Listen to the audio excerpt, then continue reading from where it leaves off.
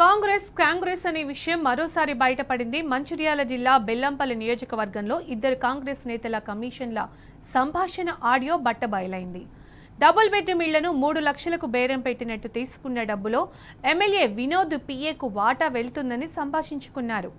Mancherial DCC అధ్యక్ష ఎన్నిక కోసం ఏఐసీసీ నాయకులతో బేరం కుదిరింది. మనోడికే డీసీసీ పదవి అంటూ సంభాషణలో ఉంది. గత అసెంబ్లీ ఎన్నికల్లో ఎమ్మెల్యే వినోద్ డబ్బులు పెట్టకపోతే గెలిచేవాడు కాదని భారీగా డబ్బులు పంచినట్టు మాట్లాడుకున్నారు నేతలు. ఈ ఆడియో సోషల్ మీడియాలో వైరల్గా మారగా సదరు కాంగ్రెస్ నాయకులపై చర్యలు తీసుకోవాలని స్థానికులు డిమాండ్ చేస్తున్నారు.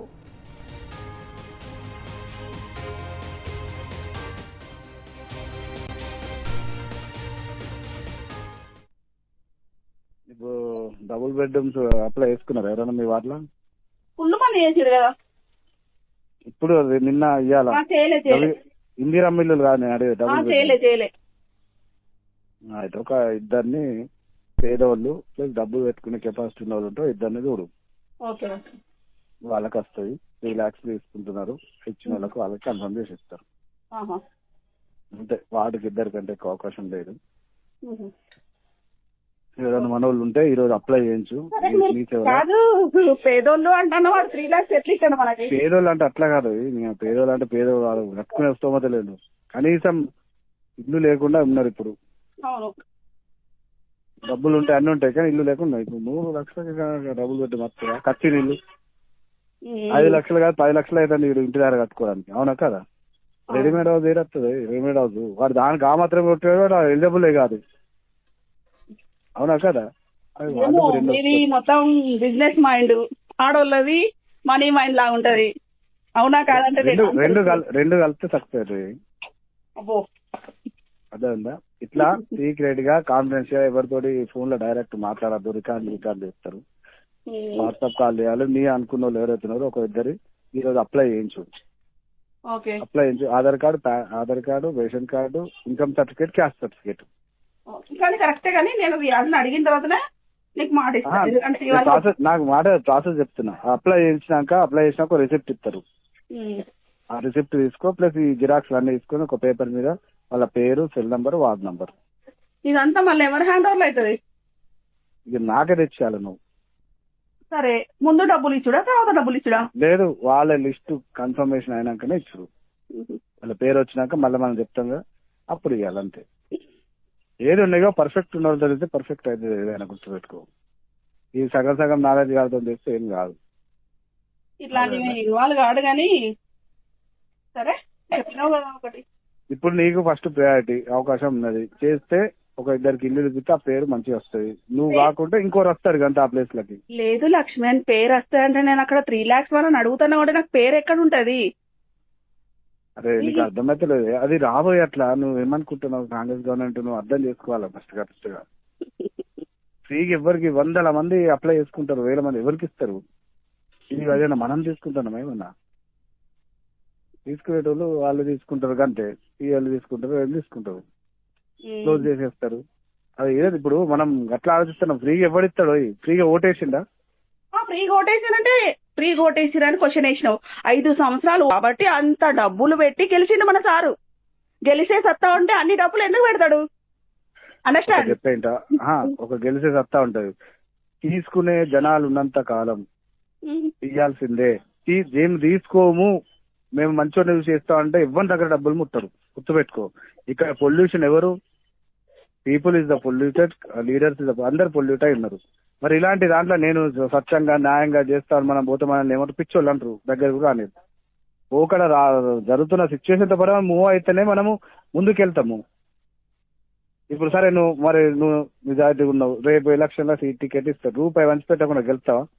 అరే ఎంత పంచి పెట్టాలి? ఇప్పుడు అంత పంచి పెట్టి నేను పంచి పెట్టినా కదా అని వాళ్ళకి సేవ చేయకుండా ఉన్నాం కదా మనం గెలవాలంటే. అది వేరే. ఇప్పుడు ఓటర్ కి నేను మీకు సేవ చేస్తా, 100% సేవ చేస్తా, అన్ని ఫ్రీగా ఇస్తా, అన్ని ఇప్పిస్తా, నాకు ఓటేయండి అంటే వేస్తారా? వేస్తారు. లాస్ట్ టైం నాకు అట్లనే మా బస్సులో వేసిరు. ఓన్లీ అశోక్ నగర్ వాళ్ళే డబ్బులు తీసుకున్నారు, మా బస్సులో ఒక్క రూపాయి కూడా. అదే అంటున్నాను. ఏమంటున్నా అంటే అట్లా జనరేషన్ లేదు కాబట్టి, ఇప్పుడు ఇది 100,000 కాదు కాబట్టి ఇది హెల్పే. వారికి 3 లక్షలు ఇల్లు అవుతుందా, 30 లక్షలు పెట్టుకోవాలి. అవునా కదా? కాదు అవుతుందా? ఇల్లు కట్టినావు కదా నువ్వు. ఇల్లు కడితే ఎంత అవుతాయి? జాగా కొంటే ఎంత అవుతుంది? రావు. కాబట్టి నువ్వు అర్థం చేసుకుంటావు కాబట్టి నీకు చేసిన కాదు, లేకపోతే ఇంకోటి పోతుంది అంటే ఈ నేను కాదు. ఫ్రెండ్ కాబట్టి నీతో ఆర్గ్యుమెంట్ చేస్తాను. ఇట్లా ఉంటది వ్యవస్థ, ఇంత ఘోరంగా నువ్వు ఉన్నది. ఇక్కడ వ్యవస్థను అర్థం చేసుకుంటేనే రాజకీయంగా అయినా దేంట్లోనూ సక్సెస్ అవుతావు. వ్యవస్థ అర్థం కానప్పుడు ఏమైతే తెలుసా, కన్ఫ్యూజన్ లా ఎక్కువ క్వశ్చన్స్ వస్తుంటాయి అంతే. నువ్వు ఫస్ట్ వ్యవస్థను అర్థం చేసుకోవాలి అంతే. ప్రజలు ఎట్లున్నారు వాళ్ళ తగ్గట్టే నువ్వు మెదలాలి. ఇప్పుడు అన్నావు సారు హైదరాబాద్ సిటీలో తిరుగుతున్నాడు, అందరు సెకండ్ ఇచ్చు అంతే చేసుకుని కామన్. అక్కడ ఇక్కడ వేస్తే కామన్ కదరా భయ అంటాను. మొన్న బండి కామన్. ఇది ఏంది బ్రాడ్ థింకింగ్ లేదు, చిన్న పిట్ట మైండ్ లాగా ఆలోచిస్తారు. సెకండ్ ఇస్తే తప్ప తప్ప నువ్వు కాదే పేపర్లో రాసిన దానికి అంటున్నారు అని తప్ప అని అడుగుతున్నారు. తప్పు కాదు ఎక్కడ, అక్కడ తప్పు కాదు కావచ్చు ఆ కల్చర్ లో, హై క్లాస్ కల్చర్. కానీ ఇక్కడ ఏంటిది, ఇక్కడ అట్లనే చూస్తారు కదా. అట్లాగే ఏరియాను బట్టి మనము ఉండాలి. Area mindset, psychology, peoples ఎలా ఉన్నారు వాళ్ళ తగ్గట్టు మెదులుతేనే నువ్వు సక్సెస్ అవుతావు. అట్లా కానీ ఏ వస్తా ఇట్లా ఇస్తా అంటే ఎవరు వినరు. కడుపు నుండి అన్నం పెట్టి అప్పుడు ఎవరైనా చెప్తే మనం చెప్పే 10 మాటలు ఒక 2 మాటలు వింటారు అంతే. సో అట్లా అంతే. ఇప్పుడు ఉన్నది నువ్వు అర్థం చేసుకోవాల్సింది సొసైటీని అర్థం చేసుకుని వాళ్ళు ఎట్లున్నారు వాళ్ళ తగ్గట్టు ఉండాలి కంటే, వాళ్ళ తగ్గట్టు పాజిటివ్ గా మాట్లాడాలి కంటే. తిట్టినా పోనీలే మనోళ్ళే కదా భయ ఉన్నది అనే ఒక పెద్ద మనసుతో ఉన్నప్పుడే పెద్ద మనిషి అవుతావు. వార్డుకైనా కానీ, ఈ కాన్స్టిట్యూన్స్ కైనా, టౌన్ కైనా. పెద్ద మనిషిగా ఉండనంత కాలం వాళ్ళను పెద్ద మనిషి లెక్క, ప్రథమ పౌరుల లెక్క చూడరు. అలాగే కాబట్టి ఉన్న సిచ్యువేషన్ లో ఒక ఇద్దరికి మీ వార్డులో ఇప్పించినావు అంటే నీకు పేరు వస్తుంది. అది ఎట్లా ఇప్పించినావు అనేది సెకండరీ. కానీ మీ వార్డు నుంచి ఒక ఇద్దరికి వచ్చింది అంటే లేదు, మీ వార్డు నుంచి ఇద్దరికి పోతాయి కష్టంగా, వేరే వాళ్ళ ద్వారా కూడా వెళ్తాయి. అది కూడా చెప్తున్నా, అర్థమైంది కదా. First choice is best choice. First నువ్వు ఇనిషియేట్ తీసుకుంటే నీకు, నేను కూడా వేరే ఇనిషియేట్ తీసుకుంటే వాళ్ళకు పోవుడు పక్క. ఈ థియరీ అర్థమైనప్పుడు ఏం చేయాలి, ఇనిషియేట్ తీసుకోవాలన్నా తీసుకోవద్దా అంతే. తీసుకుంటే తీసేసుకోవాలి, ఎవరు ఉన్నారో వాళ్ళు మాట్లాడాలో ఇప్పించుకోవాలి, అది పేరే. అర్థమైందా అట్లా. కాబట్టి ఉంటే ఎవరైనా ఉంటే ఈ రోజు కంప్లీట్ చేయించి అవన్నీ నాకు తెచ్చిచ్చేసేయండి. అదేనా? ముందు రియాజ్ తో డిస్కషన్ చేస్తా, మళ్ళీ చేస్తా నీకు. అరే పబ్లిక్ డిస్కషన్ చేయద్దు, గుర్తుపెట్టుకో. మళ్ళీ అదే ఆయనకు చెప్పు అంటున్నా. ఆయనతోటే పబ్లిక్ లో ఆయనతో మాట్లాడి ఇంతో మాట్లాడి అది కంపు వేసిన అనుకో. కొన్ని ఏంటంటే ఇంటీరియర్ సీక్రెట్ విషయాలు ఉంటాయి, ఇట్లా ఫోన్ లో కూడా మాట్లాడద్దు. కానీ మాట్లాడుతున్నా వాటిని ఏం చేయాలంటే మనం కొన్ని మనసులో పెట్టుకునేది మనసులో ఉంచుకోవాలి. సీక్రెట్ పేజ్ బయట మాట్లాడాలి అంతే. అంతర్గత విషయాలు అంటే కొంచెం డిస్కస్ చేయకుండా మళ్ళీ నాతో వచ్చి ముచ్చట పెట్టుడు, ఉరితో ముచ్చట పెట్టుడు, ఇది ఇంకెవ్వరికి తెలియదు, ఎక్కడ స్ప్రెడ్ కాలేదు, గుర్తుపెట్టు. అలాగే. ఎందుకంటే మా ఏరియాలో మేము అక్కడ ఉంటున్నాం కాబట్టి, చేస్తున్నాం కాబట్టి, ఆ ఏరియాలో అంతా నాకు జాగాలు ఉన్నాయి కాబట్టి వచ్చినాయి అట్లా అంతే. నేను ఇట్లాంటి ఎప్పుడు అంటే ఇన్వాల్వ్మెంట్ కాలే ఎప్పుడు నేను. అరే మన వాళ్ళు ఉన్నారు కదా కౌన్సిలర్ నిలబడతారు కదా అని చెప్పడం అంతే.